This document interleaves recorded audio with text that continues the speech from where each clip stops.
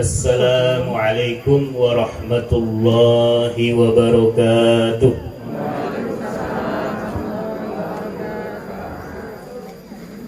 Alhamdulillahi rabbil alamin.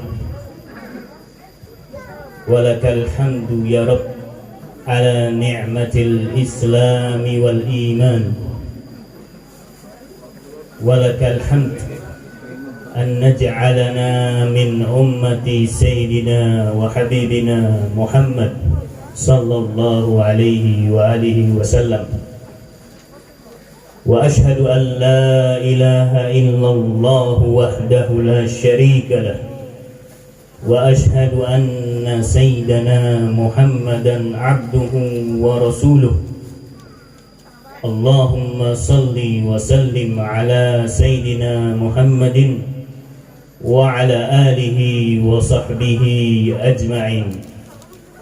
Amma ba'd.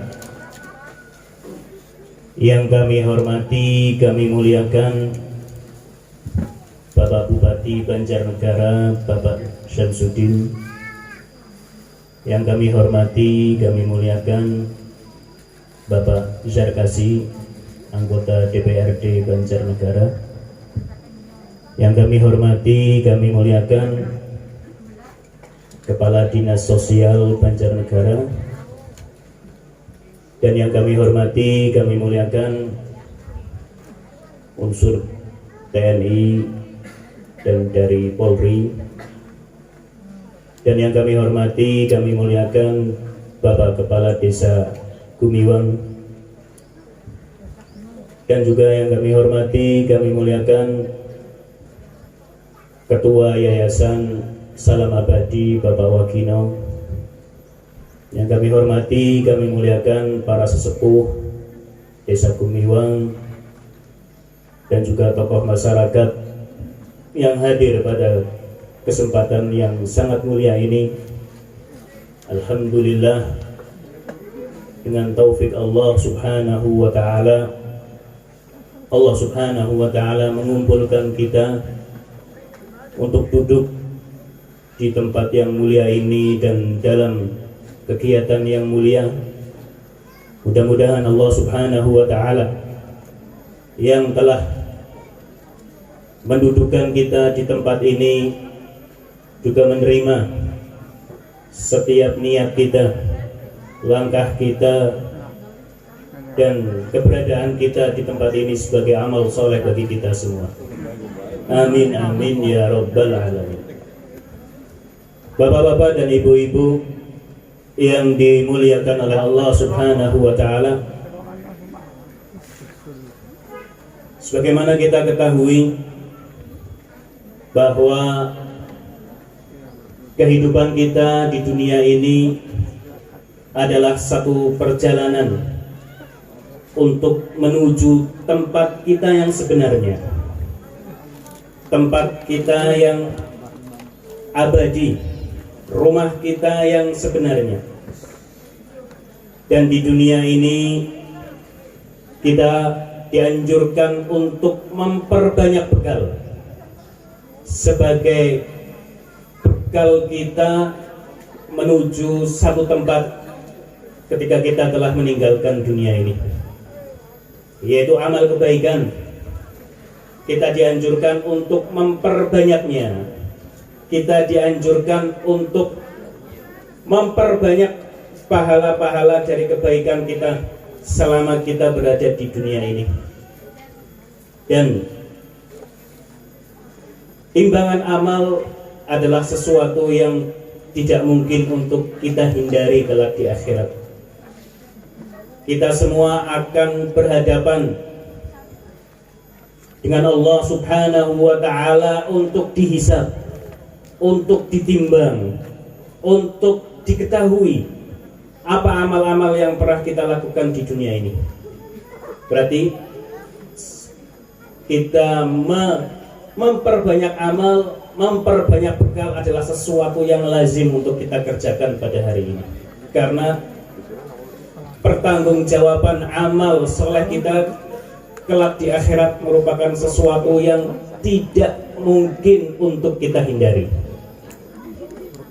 Dan Allah Subhanahu wa ta'ala berfirman dalam satu surah yang mungkin sering kita dengar, wa man thaqulat mawazinuhu fahuwa fi 'ishatir radiyah.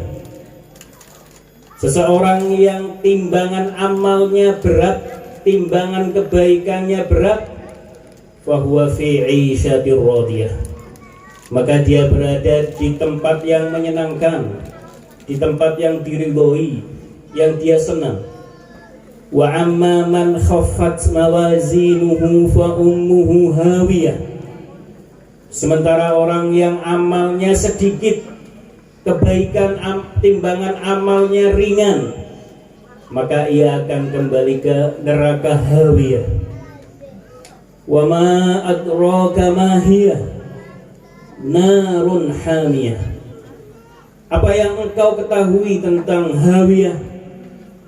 Narun hamiyah, yaitu neraka dengan api yang sangat panas.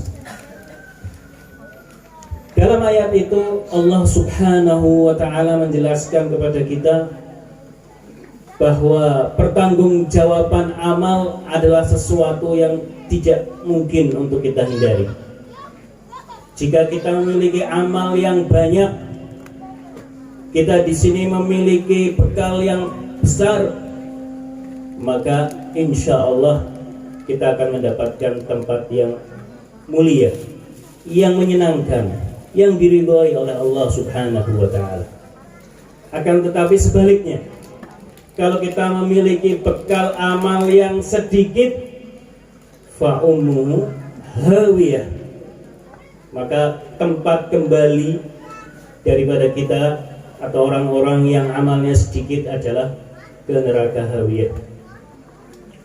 Dan Rasulullah Sallallahu Alaihi Wasallam sudah memberikan penjelasan kepada kita. Rasulullah Sallallahu Alaihi Wasallam sudah menjelaskan tentang tempat-tempat yang di situ merupakan sumber yang besar daripada pahala yang bisa untuk kita dapatkan dan bisa untuk kita jadikan bekal menuju tempat rumah kita yang sebenarnya. Bapak-bapak dan ibu-ibu yang dirahmati oleh Allah Subhanahu wa ta'ala, ulama menjelaskan kepada kita berkaitan dengan masalah kebaikan ataupun dosa. Manusia ini terbagi menjadi dua secara garis besarnya, melihat dari segi kebaikan dan keburukannya. Yang pertama adalah seseorang yang mana kebaikan dan keburukannya tidak berjalan. Artinya apa? Ketika ia sudah meninggal, maka kebaikannya pun berhenti dan keburukannya berhenti. Niki kelompok yang pertama. Kelompok yang kedua, ada orang yang telah meninggal dunia tapi keburukan atau kebaikannya masih berjalan. Yang kelompok dua niki, bapak-bapak dan ibu-ibu, ini ada tiga kelompok lagi. Yang pertama ini yang paling mengerikan. Yang pertama ini yang harus kita hindari, yaitu seseorang yang telah meninggal dunia tapi dosanya masih berjalan. Jadi yang berjalan itu bukan sedekah jariyah mawon ya. Ada dosa jariyah, dosa sing berjalan. Orangnya sudah berada di bawah tanah, tapi dosanya masih terus berjalan. Dia berada di alam kubur, tapi masih dimintai pertanggungjawaban atas dosa-dosanya yang masih berjalan di muka bumi. Dan sedikit banyak hal yang mungkin terjadi. Orang yang semisal, ya, gampang saja sekarang contohnya, ada orang ini mengupload foto yang tidak layak untuk disebarkan di media, baik media sosial atau di internet, baik itu fotonya sendiri atau fotonya orang lain, atau video, atau mungkin tulisan yang sifatnya menyesatkan, diupload dan kemudian dia meninggal. Sementara fotonya masih ada, tulisan-tulisan yang ia sebarkan masih dibaca oleh manusia, maka orang tersebut berada di bawah bumi, dosanya masih terus berjalan. Ini bahaya. Atau ada seorang punya satu ide yang sifatnya merusak kemaslahatan umat, maka orang tersebut mati, dosa-dosanya masih berjalan. Rasulullah Shallallahu Alaihi Wasallam dalam hadis yang diriwayatkan oleh Imam Bukhari rahimahullahu taala, beliau bersabda, la tuqtalu nafsun zulman illa ala ibni adam al-awwal kiflun min damiha li'annahu kana awwala man sanna 'ala al-qatl. Tidaklah, kata beliau artinya, tidaklah seorang jiwa yang terbunuh secara zalim kecuali dosanya akan menjadi beban bagi anak Adam yang pertama. Siapa anak Adam pertama yang membunuh? Qabil. Qabil adalah manusia pertama yang melakukan pembunuhan.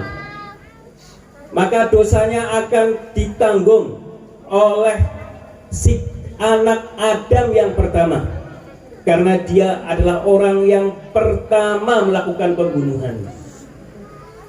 Berarti setiap kali ada pembunuhan di muka bumi ini yang dilakukan secara zalim, dosanya mengalir kepada si Qabil. Masya Allah, dari zaman anaknya Adam yang pertama sampai hari ini, setiap kali ada orang yang meninggal, setiap kali ada pembunuhan secara zalim, maka dosanya masuk kepada Qabil. Qabil juga salah seorang yang mendapatkan beban daripada dosa itu. Ini merupakan dalil yang disampaikan oleh Rasulullah Shallallahu Alaihi Wasallam tentang adanya dosa jariyah. Dan ini adalah kelompok yang pertama. Dan Imam Ghazali rahimahullahu taala, beliau mengatakan, tuba liman mata wa matat dunubuhu. Sungguh beruntung kalau ada orang meninggal dan dosa-dosanya ikut mati. Kalau sudah meninggal dosanya mati, ini pun untung. Tapi kalau dosanya mengalir, ini bahaya. Fawailun, fawailun, celakalah orang yang meninggal tapi dosanya masih mengalir. Dia akan masih mendapatkan pertanggungjawaban atas sesuatu yang tidak pernah dia lakukan. Ini berarti kita harus hati-hati, khususnya ibu-ibu, adik-adik putri, jangan mudah mengupload video walaupun orang lain yang auratnya terbuka. Siapa tahu kita nanti tidak punya kesempatan untuk menghapusnya, dan foto-foto itu, video tersebut dilihat oleh orang-orang dan kita tidak punya kemampuan untuk menghapusnya. Dan jangan mudah men-share, membagikan tulisan apapun yang kita tidak tahu kebenarannya, yang kita tidak mengerti kesohihannya. Lebih baik kita hapus, lebih baik cukup sampai kepada kita, kita tidak bagikan kepada orang lain.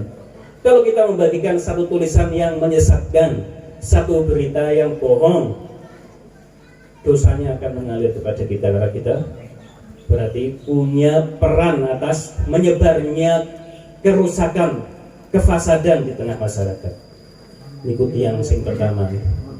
Sing kedua adalah orang yang kebaikannya mengalir, dosanya mengalir.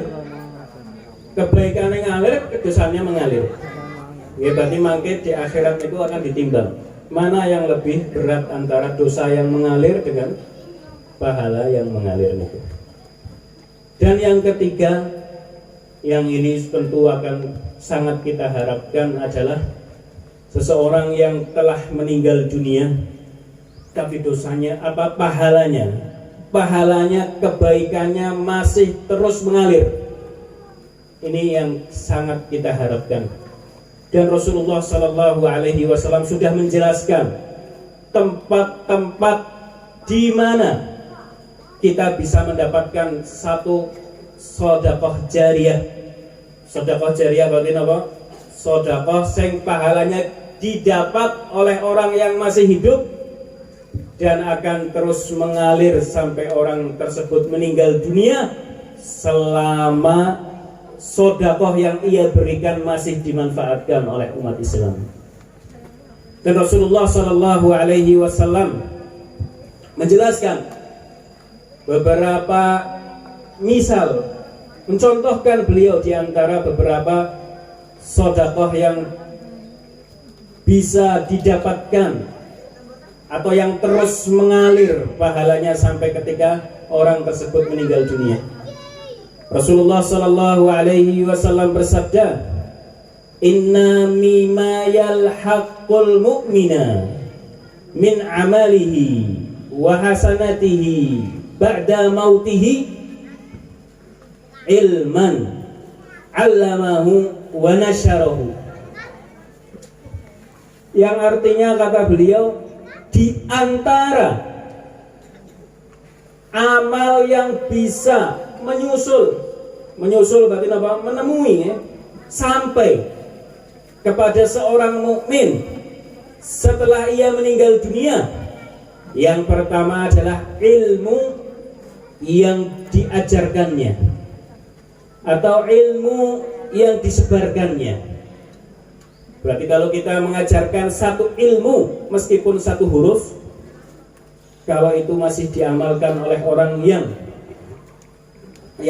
menerima pengetahuan dari kita, maka pahalanya akan terus mengalir kepada kita semua.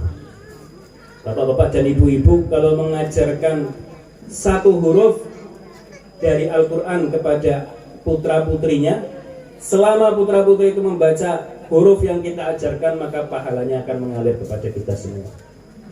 Seorang guru TPQ yang mengajarkan surat Al-Fatihah kepada muridnya, maka bacaan surat Al-Fatihah dari muridnya seumur hidup akan mengalir pahalanya kepada dirinya. Itu ilman nasyarahu, baik ilmu agama ataupun ilmu lain yang bermanfaat bagi manusia. Dan yang kedua, beliau bersabda, wa waladan salihan tarokahu, atau dia meninggalkan seorang anak yang soleh. Anak yang soleh termasuk sedekah jariyah, pahalanya mengalir. Maka dari itu kita perhatikan pendidikan anak-anak kita. Jangan sampai seperti yang mungkin pernah kita lihat, yang sempat viral di media, ada seorang anak yang menghantarkan ibunya ke panti jompo. Ibunya dihantarkan ke panti jompo. Jangan sampai anak-anak kita nanti menghantarkan kita ketika tua ke panti jompo. Kita jadikan anak-anak kita sebagai anak-anak yang soleh, yang bermanfaat bagi kita di dunia ini dan di akhirat. Dalam satu hadis Rasulullah Shallallahu Alaihi Wasallam bersabda, bertanya kepada para sahabatnya, siapakah orang yang mandul? Kata para sahabat adalah orang yang tidak punya anak. Kemudian beliau mengatakan orang yang mandul adalah orang yang punya anak tapi tidak memberi manfaat kepada orang tuanya. Punya anak tapi seperti tidak punya anak, tidak manfaat, bahkan mendatangkan madarat, mendatangkan dosa. Dan ini kita harus peduli. Kata Rasulullah sallallahu alaihi wasallam, waladan salihan tarokahu. Dan yang ketiga, beliau mengatakan wa mushafan warathahu, atau memberikan mushaf Al-Quran. Al-Quran diwakafkan atau diberikan atau disedekahkan ke tempat-tempat di mana Al-Quran tersebut dibaca, maka selama Al-Quran itu ada, pahalanya akan mengalir kepada orang yang memberikan. Au masjidan banahu, atau masjid yang didirikan. Au baitan libni sabili banahu, atau rumah yang didirikan untuk para musafir singgah. Au shadaqatan akhrajaha fi hayatihi fi sihatihi yalhaqu min ba'di mautihi, atau sedekah yang dikeluarkan dalam keadaan dia masih hidup, maka pahalanya akan mengalir semeskipun orang tersebut sudah meninggal dunia. Niku contoh-contoh yang diberikan oleh Rasulullah sallallahu alaihi wasallam, tidak tertentu niku. Tadi dalam sabda beliau, wa baitan libni sabili banahu, atau rumah yang digunakan singgah bagi para orang musafir, maka selama rumah itu ada, pahalanya akan mengalir kepada orang yang membangunnya. Artinya apa? Artinya kalau kita melakukan, memberikan sesuatu yang bermanfaat bagi umat, maka pahalanya akan mengalir pada kita hari ini sampai nanti ila yaumil qiyamah. Ini luar biasa. Kita hidup melakukan sesuatu, dan ketika kita meninggal dunia, pahala kita yang kita lakukan saat hidup mengalir. Kita tertidur di alam kubur, dan pahalanya terus bertambah setiap hari. Dan hari ini Allah subhanahu wa ta'ala menunjukkan kepada kita semua satu tempat, di mana tempat ini merupakan satu sumber, merupakan satu tempat kita untuk bisa memanen pahala. Dan kita lihat bangunannya baru digali pondasinya. Ini merupakan satu kesempatan nih bagi kita, dan tidak, Allah subhanahu wa ta'ala tidak mensyaratkan kita harus mengeluarkan sesuatu yang besar, materi yang banyak, uang dalam nominal yang jutaan, boten. Allah subhanahu wa ta'ala menuntut pedulian kita. Bagi yang punya materi, dukung dengan materi, tenaga nih, atau dengan pikiran, dengan dukungan. Insya Allah kita termasuk orang-orang yang sudah menabung. Insya Allah nanti kita termasuk orang-orang yang telah mengambil sumber satu pahala yang disebutkan oleh Rasulullah Sallallahu Alaihi Wasallam, yang mana pahalanya akan mengalir kepada kita setelah kita berada di bawah tanah. Saat kita sudah tidak bisa beramal, tapi pahalanya masih mengalir kepada kita semua. Ini merupakan satu kesempatan yang diberikan oleh Allah subhanahu wa ta'ala kepada umat muslim, khususnya warga Gumiwang, khususnya warga Gumiwang. Dan lebih dari itu, sebagaimana kita ketahui, pembangunan ini adalah istana yatim. Istana yatim. Dan istana yatim berarti kita ini ikut membangun satu tempat untuk anak yatim. Dan Rasulullah Sallallahu Alaihi Wasallam bersabda, ana wa kafilul yataimi kahataini. Aku dan orang yang menanggung kehidupannya anak yatim seperti dua jari ini, jari tengah dan jari penunjuk ini, dekat kelak di akhirat. Jadi kalau kita semisal memberikan sesuatu, meskipun sedikit, insya Allah mudah-mudahan kita termasuk kepada bagian kafilul yatim yang disebutkan oleh Rasulullah SAW. Dan ini merupakan kemudahan dari Allah Subhanahu wa Ta'ala saat ini.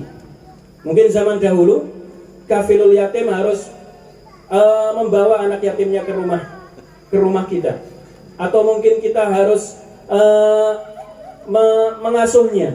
Sekarang Allah Subhanahu wa Ta'ala memberikan kemudahan kita untuk menjadi kafil yatim dengan banyaknya yayasan-yayasan sosial yang mendirikan rumah-rumah dan istana-istana untuk yatim. Kita bisa menjadi kafil yatim dengan memberikan sesuatu yang kita mampu. Tidak harus membangun satu tempat yang besar, boten. Kita mampunya berapa, itu yang kita berikan.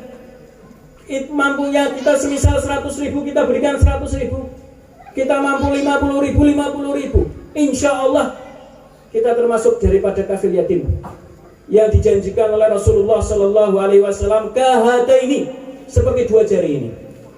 Dan para ulama, diantaranya Ibnu Battal rahimahullah ta'ala mengatakan, bagi setiap mukmin yang mengetahui tentang hadis kafilul yatim, di mana Rasulullah Sallallahu Alaihi Wasallam menjanjikan orang yang menjadi penanggung kehidupannya anak yatim itu akan dekat dengan Rasulullah Sallallahu Alaihi Wasallam, maka dia harus punya perhatian, dia harus mengamalkan. Karena kita pengennya apa? Kita di akhirat itu pengennya dekat dengan Rasulullah Sallallahu Alaihi Wasallam. Amin, saya nomor ini buatan pengen dekat dengan Rasulullah. Buatan nonton insya Allah. Kita semuanya pengen. Dan Allah Subhanahu wa Ta'ala sudah membuka kesempatan untuk kita bisa tidak cuma di jannah ya, tapi dekat sekali dengan Rasulullah Sallallahu Alaihi Wasallam.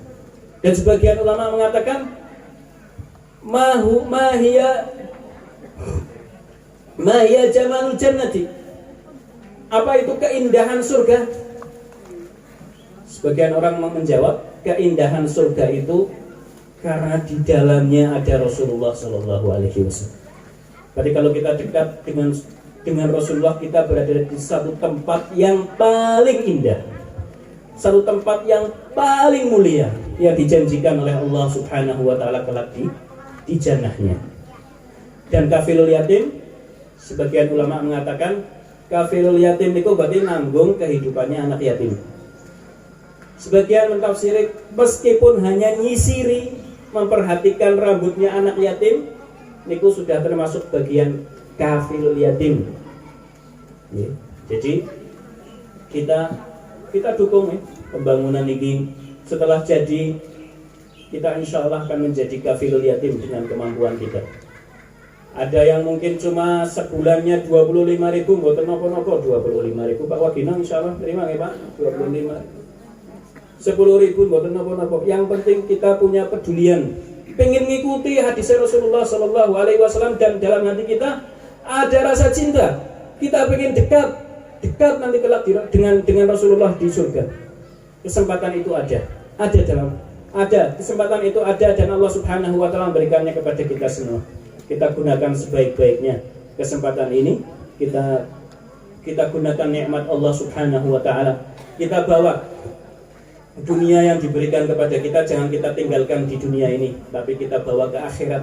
Kita jadikan jalan untuk kita bisa sampai ke akhiratnya. Mudah-mudahan Allah Subhanahu Wa Taala menjadikan kita ke dalam golongan orang-orang yang memiliki pahala yang mengalir setelah kita meninggalkan dunia ini. Mudah-mudahan Allah Subhanahu Wa Taala memberikan kita taufiknya untuk kita bisa lebih semangat dalam beramal, mendekatkan diri kepada Allah Subhanahu Wa Taala, memperhatikan orang-orang yang lemah, memperhatikan anak-anak yatim yang merupakan amanat daripada Rasulullah Sallallahu Alaihi Wasallam. Ya amin amin ya rabbal alamin. Alhamdulillahirabbil alamin.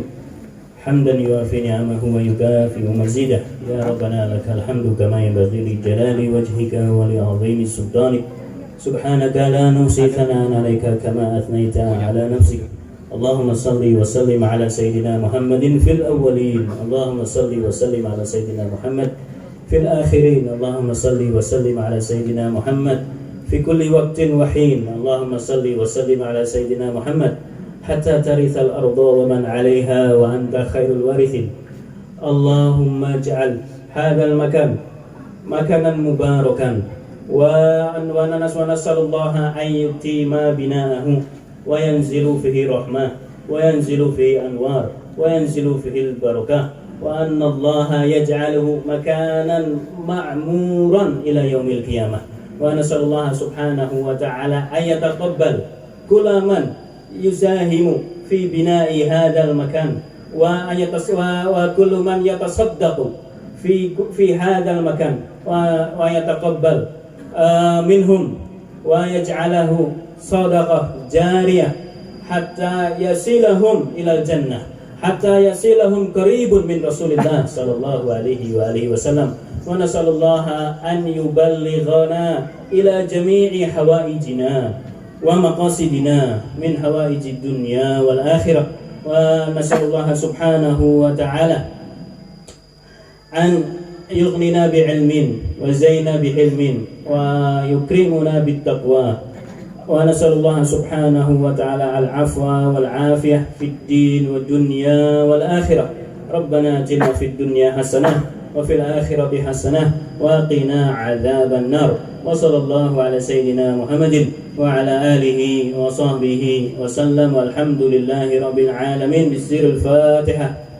أعوذ بالله من الشيطان الرجيم بسم الله الرحمن الرحيم الحمد لله رب العالمين الرحمن الرحيم مالك يوم الدين إياك نعبد وإياك نستعين اهدنا الصراط المستقيم صراط الذين أنعمت عليهم غير المغضوب عليهم ولا الضالين آمين.